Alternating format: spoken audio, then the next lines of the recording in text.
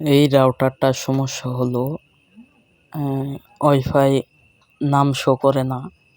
এটা হচ্ছে 10.6 রাউটার।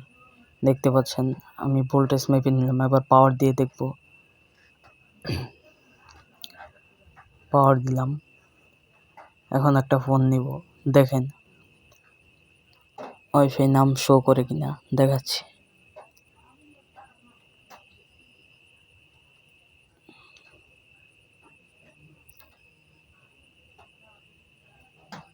এই দেখেন কোনো ওয়াইফাই নাম শো করে না, দেখছেন? সো এটা হচ্ছে কাস্টমার বলেছিল ভুল ফার্মওয়্যার আপডেট দেওয়ার কারণে নষ্ট হয়েছে। এখন এটা খুলে নিব, রাউটারটা খুলে নিব। খোলা শেষ, এবার পাওয়ার দিয়ে দেখাচ্ছি আপনাদের। কোনো আইসি ওভারহিট হচ্ছে না, মানে সফটওয়্যার থেকেই সমস্যা হবে, এটা শিওর বলতে পারি। ফ্ল্যাশ চিপটা, এসপিআই ফ্ল্যাশ চিপটা যেখানে রাউটারের ডাম্প ফাইল থাকে, এটা হচ্ছে রাউটারের মাইক্রো কন্ট্রোলার। এখন এটার ওল্ড ডাম্পটা, যেটা কাস্টমার ফার্মওয়্যার দিয়ে নষ্ট করে ফেলেছে, ভুল ফার্মওয়্যার দিয়ে, এখন এটা প্রোগ্রামারে লাগিয়ে নিলাম। এখন ল্যাপটপে লাগিয়ে নিব প্রোগ্রামারটা। আইসি প্রোগ্রামারে লাগিয়েছি, এখন ল্যাপটপে লাগিয়ে নিব। লাগিয়ে নেওয়ার পর আগের ফার্মওয়্যার বা ডাম্প ফার্মওয়্যারটা ডিলিট করে দিব। ডিলিট হয়ে গেছে, হ্যাঁ ডিলিট হচ্ছে।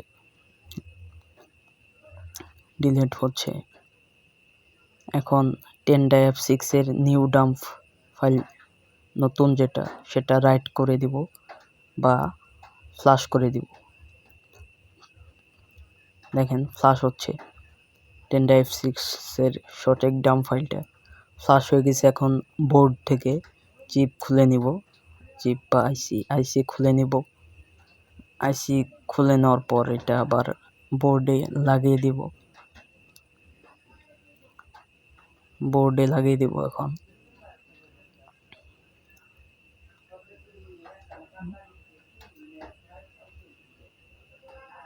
বোর্ডে লাগানো শেষ, এবার পাওয়ার দিয়ে দেখাবো।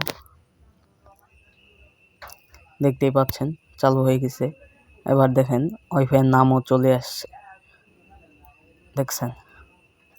ওয়াইফাইয়ের নাম ঠিকভাবে চলে আসছে। এইভাবেই রিপেয়ার হলো, এই রাউটারটা সফলভাবে রিপেয়ার হলো। এবার লাগিয়ে নেব।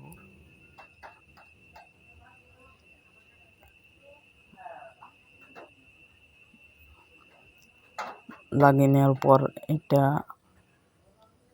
দেখতেই পাচ্ছেন, আবার পাওয়ার দিয়ে দেখাচ্ছি। রিপেয়ার এভাবেই সফল হলো।